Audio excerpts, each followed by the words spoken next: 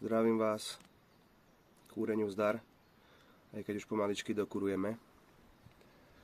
Strašne veľa zákazníkov v tomto období volá. Prišiel som z roboty, chcel som zakúriť, nedá sa, máme upchatý komín asi, ale komínár bol pred mesiacom, pred dvoma, v strede zimy alebo pred zimou a málo sme kúrili, nedá sa nám, vydymila nám celá pec. To je presne to obdobie teraz, keď vám celý deň na komín svieti slnko. To je jednoduchý dôvod. Celý deň vám na komín svieti slnko a prehreje sa komín. Tie tehly sa prehrejú.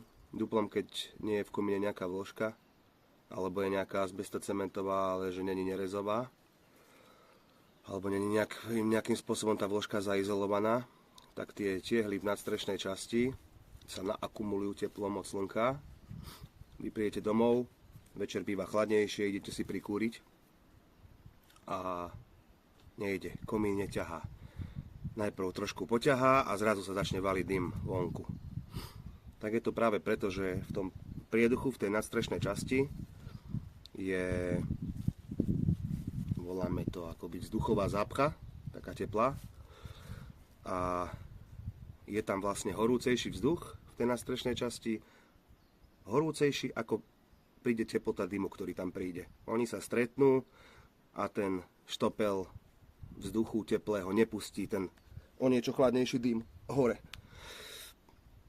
Tak sa otočí ten dym a začne klesať dole, vrácať sa a vyrazí vám z pece. Tak len aby ste vedeli, že toto je ten dôvod. Nemusíte mať vôbec zašpinený komín, ani upchatý, ani tam nemusíte mať holuba padnutého. Toto je jednoduchá a logická vec, čo to spôsobuje. Ako to riešiť? No, buď počkať do 11.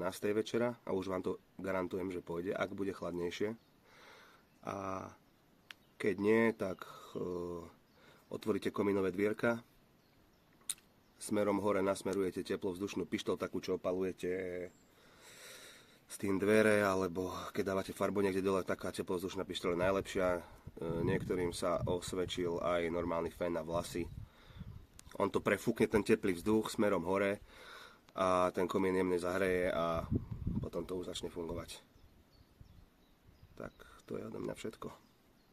Držte sa, verím, že už hádam aj dokúrime pomaly.